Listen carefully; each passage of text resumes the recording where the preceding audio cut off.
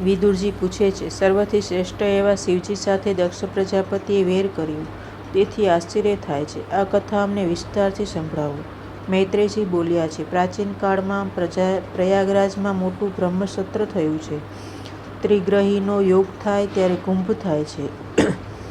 ગરુડ અમૃત લઈ જતા હતા ત્યારે ચંદ્ર, સૂર્ય અને ગુરુ એ ત્રણેય અમૃત કુંભનું રક્ષણ કર્યું છે. જ્ઞાન અને ભક્તિ મળે છે ત્યારે માનવ સમાજમાં સુખ શાંતિ થાય છે. પ્રયાગરાજમાં મોટું બ્રહ્મસત્ર થયું છે. સભામાં શિવજી અધ્યક્ષ સ્થાને છે. તે વખતે દક્ષ પ્રજાપતિ ત્યાં આવ્યા છે. જ્યાં બેઠો હોય ત્યાં ભક્તિ કરે તે ઉત્તમ ભક્ત. શિવજી ભગવાન નારાયણનું ધ્યાન કરે છે. સભામાં કોણ આવ્યું અને કોણ ગયું તેનું ભાન નથી. દક્ષ ત્યાં આવ્યા. બીજા દેવોએ ઉઠીને માન આપ્યું. શિવજી ઊભા થયા નહીં. તે વખતે ક્રોધમાં દક્ષે શિવજીની નિંદા કરી છે. દક્ષને ક્રોધ આવ્યો અને ક્રોધમાં તે શિવજીની નિંદા કરવા લાગ્યો. શ્રીધર સ્વામીએ નિંદામાંથી સ્તુતિનો અર્થ કર્યો છે. આ નિંદાના વચનોમાંથી પણ શિવજીની સ્તુતિરૂપી અર્થ કાઢ્યો છે. શ્રીમદ ભાગવત ઉપરની સૌથી ઉત્તમ ટીકા શ્રીધર સ્વામીની માનવામાં આવે છે. તેઓ નૃસિંહ ભગવાનના ભક્ત હતા. દસમ સ્કંદમાં શ્રીકૃષ્ણની શિશુપાલે નિંદા કરી છે. તેનો પણ શ્રીધર સ્વામીએ સ્તુતિપરક અર્થ કર્યો છે. કારણ નિંદા સાંભળવાથી પાપ લાગે છે. નિંદા એ નરક સમાન છે. જે વ્યક્તિ હાજર નથી તેના દોષનું વર્ણન કરવું એ નિંદા. શિવજીની નિંદા ભાગવત જેવા શ્રેષ્ઠ ગ્રંથમાં શોભે નહીં. દક્ષ પ્રજાપતિ નિંદામાં બોલ્યો છે. શિવ સ્મશાનમાં રહેનાર છે, પરંતુ એ તો સ્તુતિરૂપ છે. આખું જગત સંસાર એ સ્મશાન છે. કાશી એ મહાન સ્મશાન છે. શરીર એ પણ સ્મશાન છે. ઘર એ પણ સ્મશાન છે. સ્મશાન એટલે આખું જગત. એટલે કે શિવજી જગતની સર્વ ચીજોમાં વિરાજેલા છે. આખું જગત સ્મશાનરૂપ હોવાથી અને શિવ જગતના પ્રત્યેક પદાર્થમાં રહેલા હોવાથી વ્યાપક બ્રહ્મરૂપ છે. જગતની પ્રત્યેક વસ્તુમાં શિવ તત્વ છે. બ્રહ્મ તત્વ વ્યાપક છે.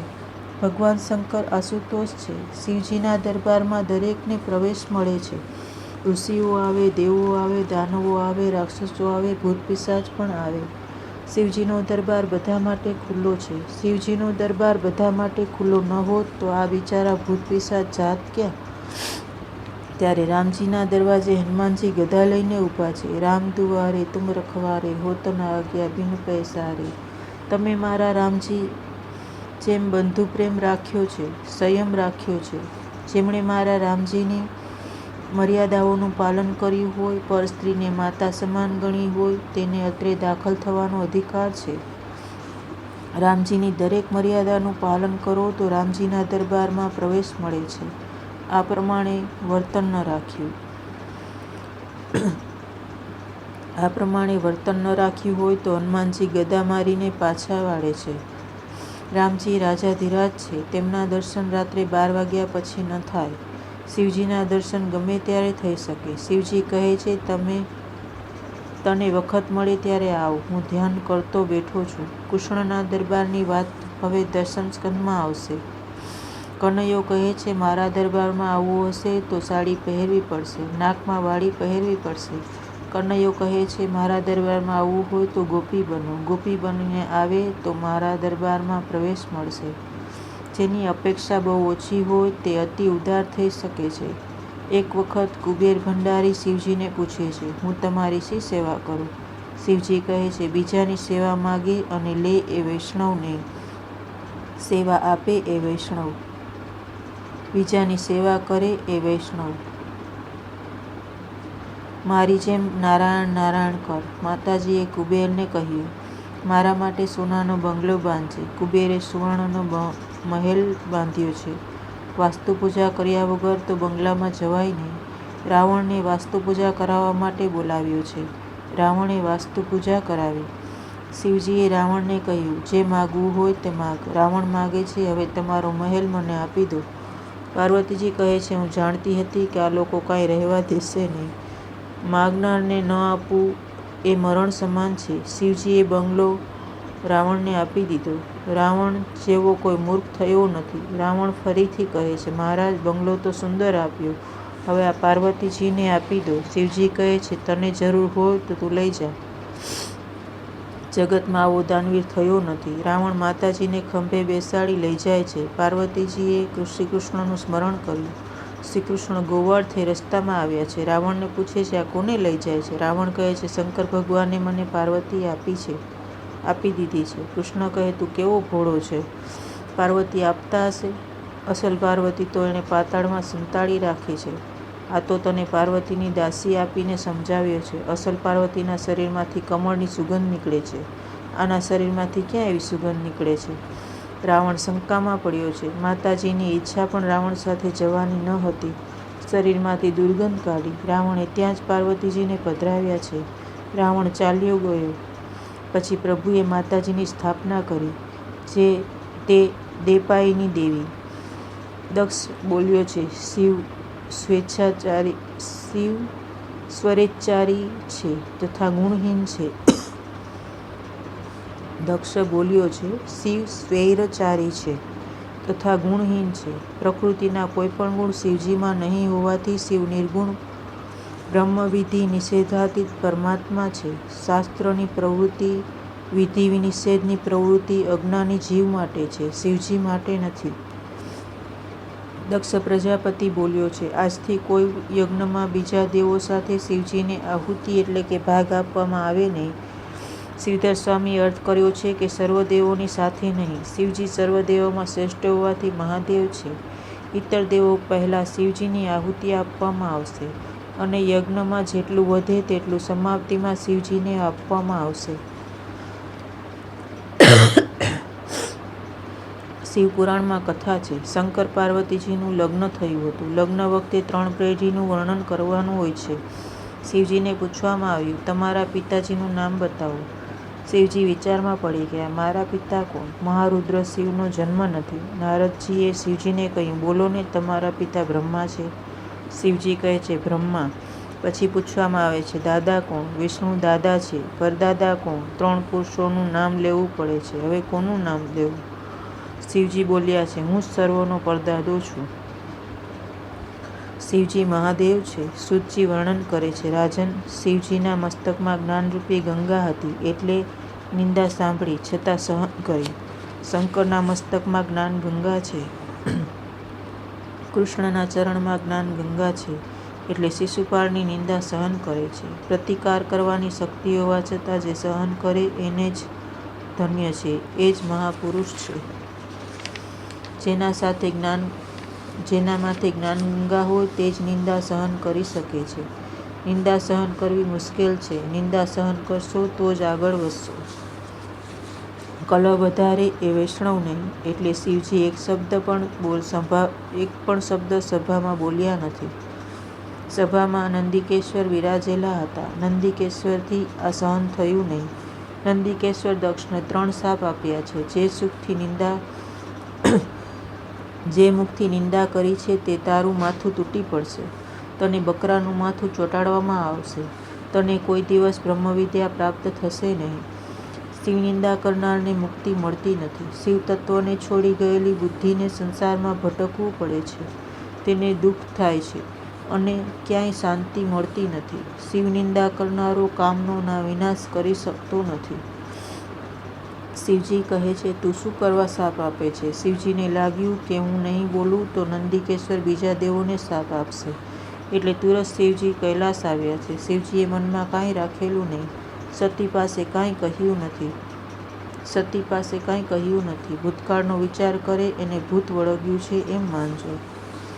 તે પછી દક્ષ પ્રજાપતિએ કનખલ ક્ષેત્રમાં યજ્ઞનો આરંભ કર્યો છે. દક્ષ પ્રજાપતિએ દુરાગ્રહ રાખ્યો કે મારા યજ્ઞમાં હું વિષ્ણુની પૂજા કરીશ, પણ શિવજીની પૂજા નહીં કરું. દેવોએ કહ્યું કે તારો યજ્ઞ સફળ થશે નહીં. છતાં દુરાગ્રહથી દક્ષે યજ્ઞ કર્યો છે. જે યજ્ઞમાં શિવ પૂજા નથી ત્યાં ભગવાન વિષ્ણુ પધારતા નથી. બ્રહ્મ દધીચી પણ યજ્ઞમાં ગયા નથી. કેટલાક દેવો કલહ જોવાની મજા પડશે એ આશાએ જવા નીકળ્યા છે. વિમાનમાં બેસી દેવો જાય છે. સતી આ વિમાનો જતા જોયા. સતી વિચારે છે, આ દેવકન્યાઓ કેટલી ભાગ્યશાળી છે. આ લોકો ક્યાં જતા હશે? એક દેવકન્યાએ કહ્યું, તમારા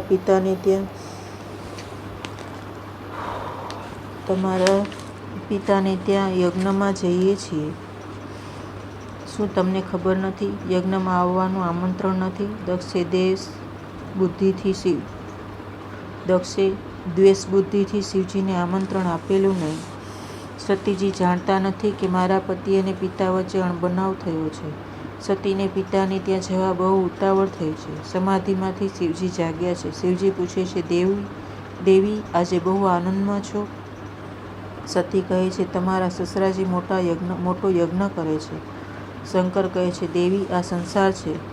કોઈના ઘરે લગ્ન તો કોઈના ઘરે મરણ. સર્વ સંસાર દુઃખથી ભરેલો છે. સુખરૂપ એક પરમાત્મા છે. તારા અને મારા પિતા નારાયણ છે.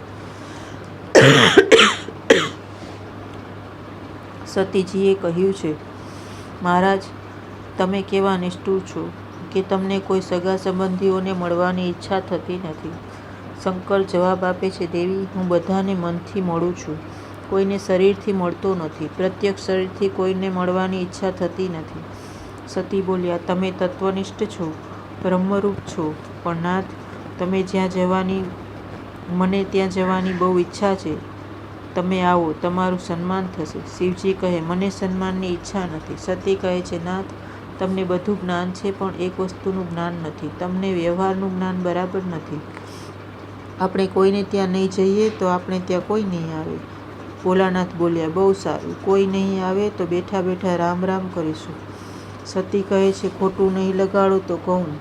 કન્યાને પિયરમાં જવાથી કેવું સુખ મળે છે તેનું જ્ઞાન તમને નથી. તમે કન્યા થાવ, તમારું લગ્ન થાય, તે પછી તમને ખબર પડે કે કન્યાને પિયરમાં જવાથી કેવું સુખ મળે છે. તમારે આવવું જ પડશે.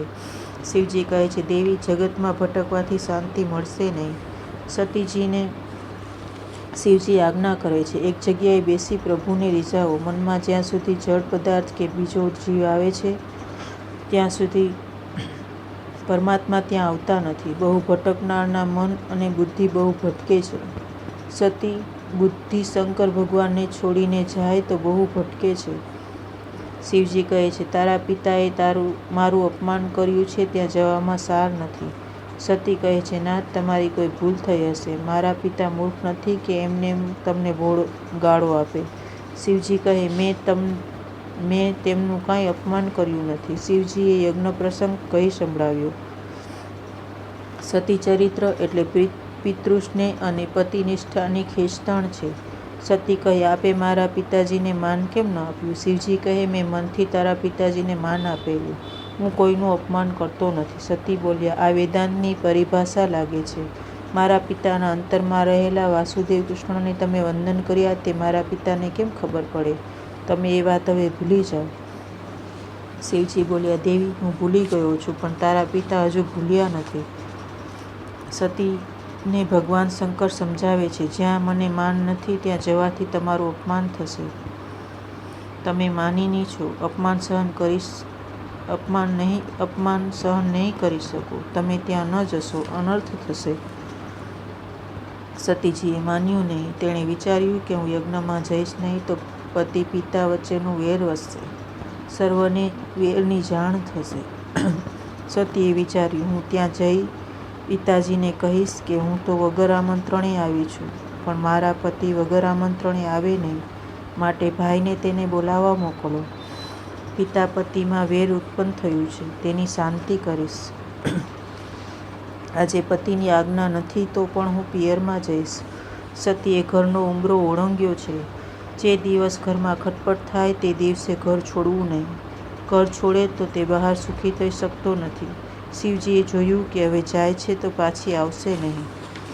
ભલે જાય, પણ એકલા જાય તે ઠીક નથી. શિવગણોને આજ્ઞા કરી કે તમે પણ સાથે જાઓ.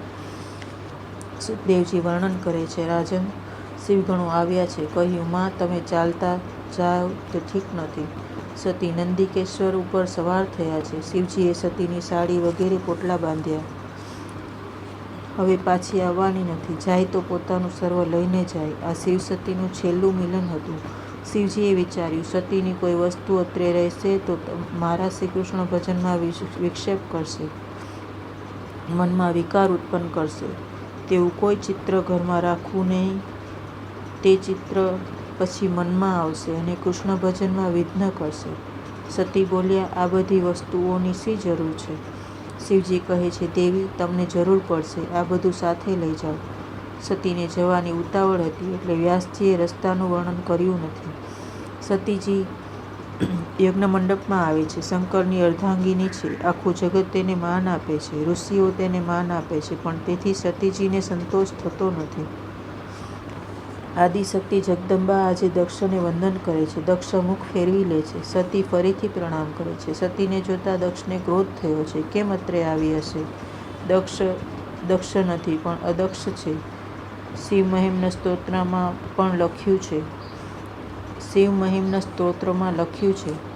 શ્રીધર સ્વામીએ કહ્યું છે કે ક્રિયા દક્ષ અપી અદક્ષ મૂર્ખ. દક્ષ ક્રિયાદક્ષ નહીં, પરંતુ ક્રિયા અદક્ષ હતો. સતી વિચારે છે, મારા પિતા મારી સામું પણ જોતા નથી. મને હવે અહીં રહેવાની ઈચ્છા નથી. હું ઘરે જઈશ. શિવજી ઉદાર છે, મારો સ્વીકાર કરશે. માતાજી યજ્ઞ મંડપમાં ભ્રમણ કરે છે.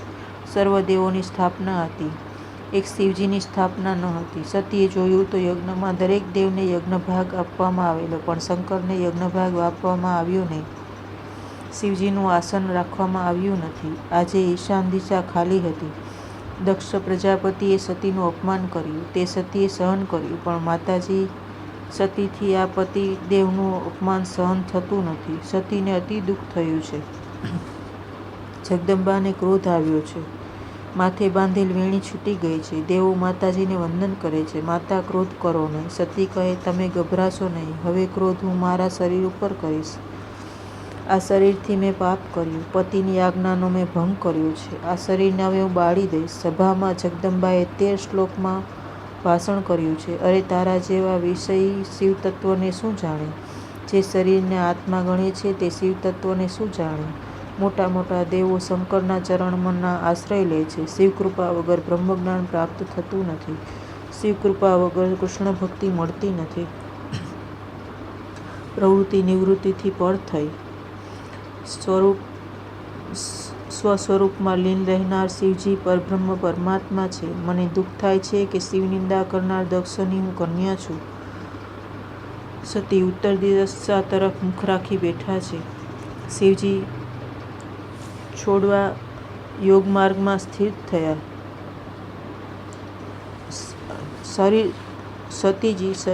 સતીજી ઉત્તર દિશા તરફ મુખ રાખી બેઠા છે. શરીર છોડવા યોગમાર્ગમાં સ્થિત થયા.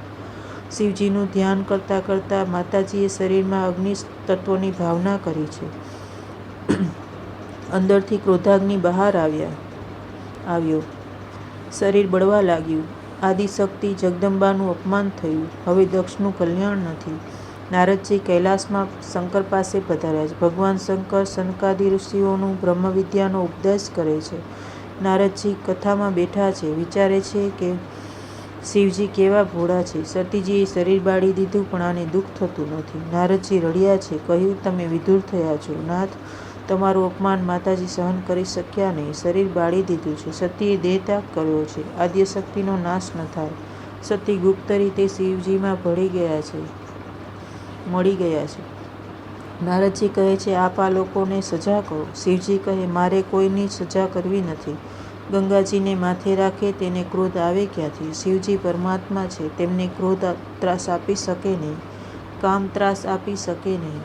બહુ સરળ થઈએ તો જગતમાં લોકો દુર્બળ માને છે. નારદજીએ જ્યારે કહ્યું કે તમારા ગણોને પણ માર પડ્યો છે, ત્યારે શિવજીને થોડો ક્રોધ થયો. જટામાંથી વીરભદ્ર પ્રગટ થયો છે. વીરભદ્રને શંકરે કહ્યું, દક્ષ પ્રજાપતિના યજ્ઞનો યજમાન સહિત તું નાશ કરજે. વીરભદ્ર આવ્યા છે. મોટા સંહાર કર્યા છે. યજ્ઞભૂમિ સ્મશાનભૂમિ બની છે. યજ્ઞનો વિધ્વંસ થયો. દક્ષને પકડી મસ્તક અલગ કર્યું. દેવો ગભરાયા. દેવો ત્યાં ગયા જ કેમ? દેવો બ્રહ્માજીને ચરણે ગયા. બ્રહ્માજીએ ઠપકો આપ્યો. જે યજ્ઞમાં શિવજીની પૂજા ન હતી ત્યાં ગયા જ કેમ? બ્રહ્માએ કહ્યું, જાઓ, શિવજીની ક્ષમા માગો. દેવો કહે કે અમારી એકલા જવાની હિંમત નથી. આપ અમારી સાથે ચાલો. શંકર ભગવાનની કૃપા વગર સિદ્ધિ મળતી નથી. કૈલાસની તળેટીમાં સિદ્ધ મહાત્માઓના અખાડા છે. દેવો બધા કૈલાસમાં આવે છે. મહાદેવજી બ્રહ્માજીને સાષ્ટાંગ પ્રણામ કરે છે અને બધા સદાશિવને પ્રણામ કરે છે. પછી બ્રહ્માજી હસતા હસતા કહે છે, યજ્ઞને ઉત્પન્ન કરનાર આપ છો, વિધ્વંસ કરનાર આપ છો. યજ્ઞ પરિપૂર્ણ થાય તેવું કરો. તમે પણ ત્યાં પધારો. શિવજી ભોળા છે, આવા ઊભા થયા છે. શિવજી સરળ છે. યજ્ઞ મંડપમાં રુધિરની નદીઓ વહેતી જોઈ વીરભદ્રને ઠપકો આપે છે. મેં તને શાંતિથી કામ લેવાનું કહ્યું હતું.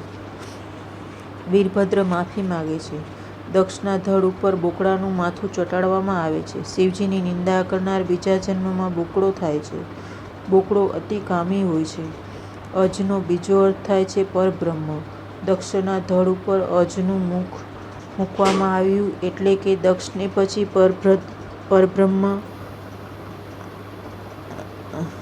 પરબ્રહ્મ દ્રષ્ટિ પ્રાપ્ત થઈ. અજ મસ્તક એટલે બ્રહ્મ દ્રષ્ટિ. અજ મસ્તક એટલે બ્રહ્મ દ્રષ્ટિ. દક્ષ પ્રજાપતિ જાગ્યો છે. શિવ સ્તુતિ કરવા લાગ્યો. દક્ષ પ્રજાપતિએ શિવજીનું પૂજન કર્યું છે. દક્ષે કહ્યું, મારી પુત્રી સતીના દર્શન કરાવો. શિવજીએ સતીને પૂછ્યું, તમારે બહાર આવવું છે? જગદંબા માતાજીએ ના પાડી. શિવ પૂજન કર્યું એટલે શ્રી કૃષ્ણ ભગવાન પ્રગટ થયા છે. શિવ અને મારામાં ભેદ રાખે તે નરકગામી બને છે. આ સિદ્ધાંતનું અનેકવાર ભાગવતમાં વર્ણન કર્યું છે. હરિ અને હરમાં દક્ષે જે ભેદ રાખેલો તે હવે દૂર થયો. એકનાથ મહારાજે ભાવાર્થ રામાયણમાં હરિહર અભેદ બતાવ્યા છે. સત્વગુણનો રંગ ધોળો છે, તમોગુણનો રંગ કાળો છે. વિષ્ણુ ભગવાન સત્વગુણના માલિક છે એટલે હોવા જોઈએ શ્યામ, તેમ છતાં તેઓ વર્ણશ્વેત છે. આમ કેમ થયું? શિવજી ગોરા અને વિષ્ણુ કાળા.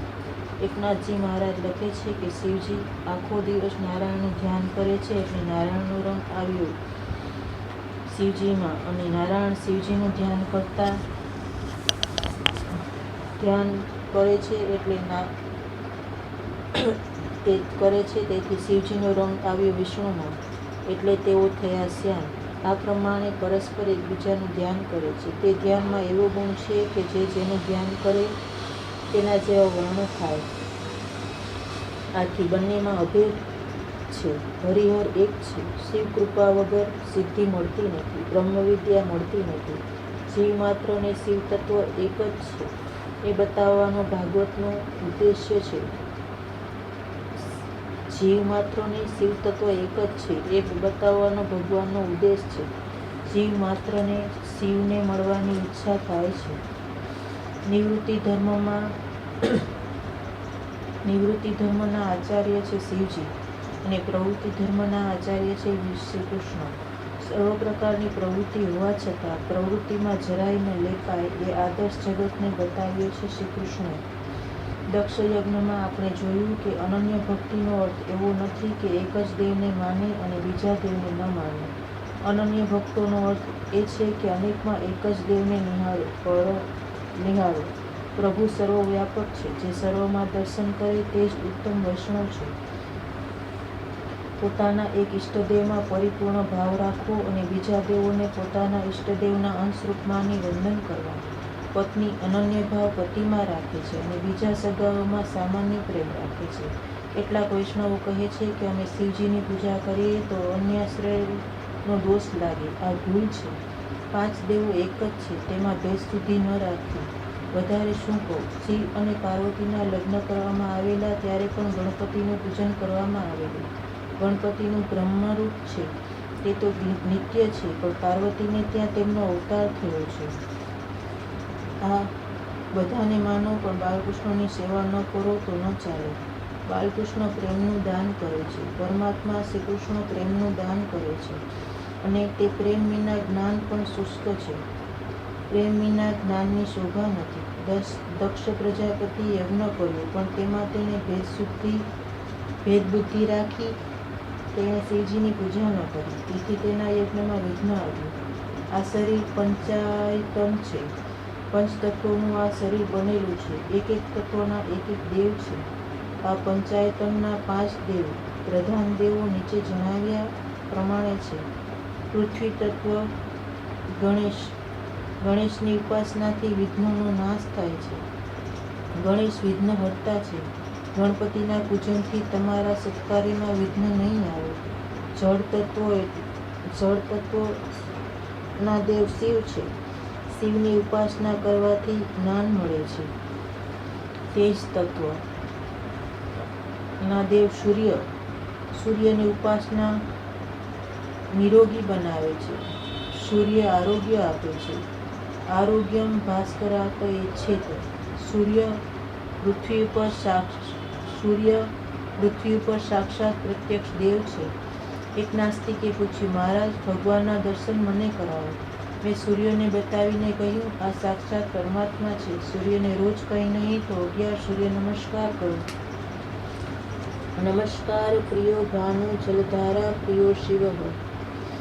અલંકારો પ્રિયો કૃષ્ણ બ્રાહ્મણો મોદક પ્રિય. વાયુ તત્વ માતાજી છે. માતાજીની ઉપાસના ધન આપે છે. આકાશ તત્વ વિષ્ણુ. વિષ્ણુની ઉપાસના પ્રેમ આપે છે. પ્રેમ વધારે છે. સૂર્યની પૂજાથી તમને સારું આરોગ્ય મળશે. શિવજીના પૂજનથી તમને જ્ઞાન મળશે. પાર્વતીજી માતાજીના પૂજનથી સંપત્તિ મળશે. બુદ્ધિ છે, શરીર સારું છે, સંપત્તિ છે, પણ શ્રી કૃષ્ણની સેવા ન કરો તે નહીં ચાલે. શ્રી કૃષ્ણ પ્રેમનું દાન કરે છે. દક્ષ પ્રજાપતિ દ્વારકાધીશની સેવા સ્મરણમાં તન્મય થયો હોય તે પછી તેણે શિવજીની પૂજા છોડી હોત તો ચાલત, પણ તેની અંદર વેરવાસના હતા. દક્ષ પ્રજાપતિનો યજ્ઞ કુભાવથી કરવામાં આવ્યો એટલે તે યજ્ઞ પાપરૂપ થયો. દક્ષ એ જીવ છે. શિવજી એ સદગુરુ છે. શરીરને સાદું રાખો.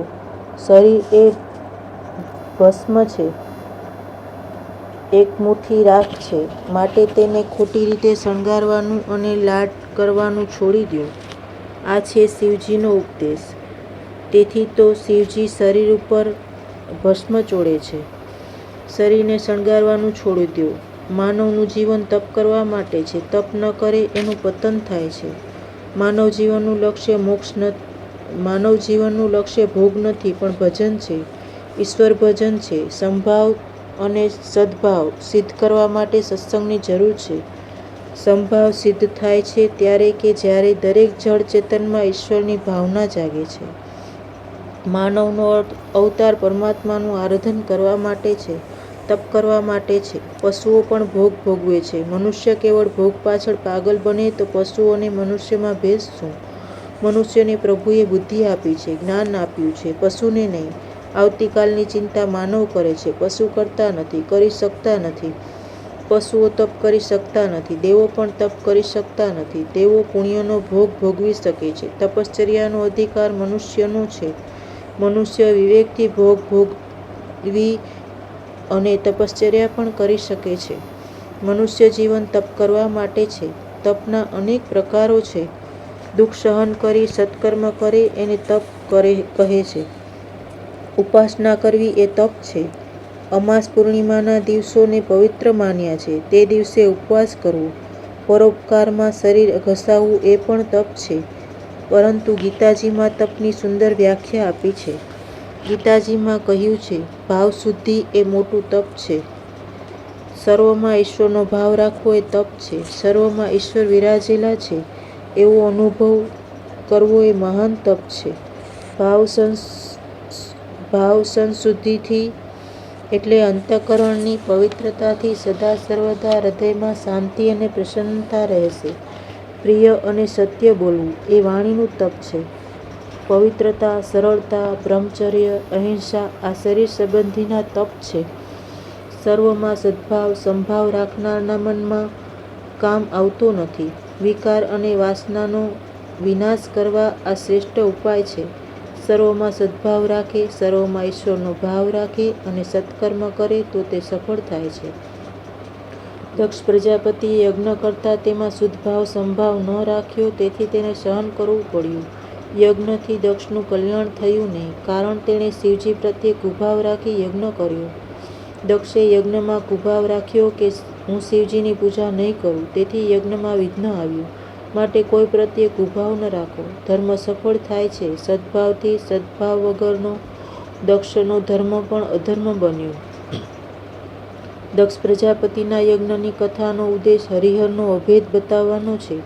આ શિવજી ચરિત્રની કથા વક્તા શ્રોતાના પાપને બાળનારી છે. અધર્મના વંશથી તમે ચેતતા રહેજો. સ્કંદ ચોથો અધ્યાય 8ના પહેલા 5 શ્લોકોમાં અધર્મના વંશજો બતાવ્યા છે. આ અગત્યના શ્લોકો છે, કારણ પુણ્ય ન કરો તો કાંઈ નહીં, પણ પાપ તો ન જ કરો. અધર્મની પત્નીનું નામ મૃષાદેવી. મીઠા ભાષણ કરવાની કુટેવ, તેમાંથી થયો દંભનો જન્મ. લોકોને વૈષ્ણવ કહેવડાવવાની ઈચ્છા છે, પરંતુ કોઈને સાચા વૈષ્ણવ થવાની ઈચ્છા નથી. દંભનો પુત્ર લોભ, લોભનો પુત્ર ક્રોધ, ક્રોધની દુરુક્તિ એટલે કે કર્કશવાણી. મહાભારતના યુદ્ધનું અને રામાયણના કરુણ પ્રસંગોનું મૂળ કર્કશવાણીમાં છે. દુર્યોધનનો પગ લપસ્યો અને તે નીચે પડ્યો એટલે ભીમ બોલ્યો છે, અંધસ્ય પુત્ર અંધઃ, આંધળાનો પુત્ર આંધળો. દુર્યોધનને આ શબ્દોથી આઘાત લાગ્યો એટલે મહાભારતનો આરંભ થયો. સીતાજીએ લક્ષ્મણજીને કર્કશવાણીમાં ઠપકો આપ્યો, તેથી લક્ષ્મણજીને વિના ઈચ્છાએ મારીચ રાક્ષસના છળકપટભર્યા શબ્દો પાછળ જવું પડ્યું. લક્ષ્મણની ગેરહાજરીમાં રાવણ સીતાને ઉઠાવી ગયો અને રામાયણ શરૂ થયું. માટે કર્કશવાણી કોઈ દિવસ બોલવી નહીં. આટલા દુર્ગુણોથી બચો તોય ઘણું છે. કર્કશવાણીમાંથી થયો કળી, કલહનું રૂપ તે કળી. ઇન્દ્રિયોને હરિરસમાં તરબોળ રાખવાનો ભાગવતનો ઉદ્દેશ્ય છે. નામદેવ દરજીનો ધંધો કરતા, ગોરા કુંભાર કુંભારકામનો ધંધો કરતા, સેનાનાવી હજામનો ધંધો કરતા, એ દરેકને પોતપોતાના ધંધામાં જ્ઞાન મળેલું છે. વ્યવહારમાં શુદ્ધિ આવી એટલે જીત્યા. અર્થ પ્રકરણનો આરંભ થાય છે શાંતિ સંયમથી, સદાચારથી, સારા સંસ્કારથી મળે છે. સંપત્તિથી શાંતિ મળતી નથી. સંપત્તિથી વિકાર વાસના વધે છે. એટલે ધર્મ પ્રકરણ પહેલું અને અર્થ પ્રકરણ પછી છે. ધ્રુવજીનું આખ્યાન આવે છે. ઉત્તાનપાદની કથા એ જીવમાત્રની કથા છે. હવે આવશે ધ્રુવ આખ્યાન.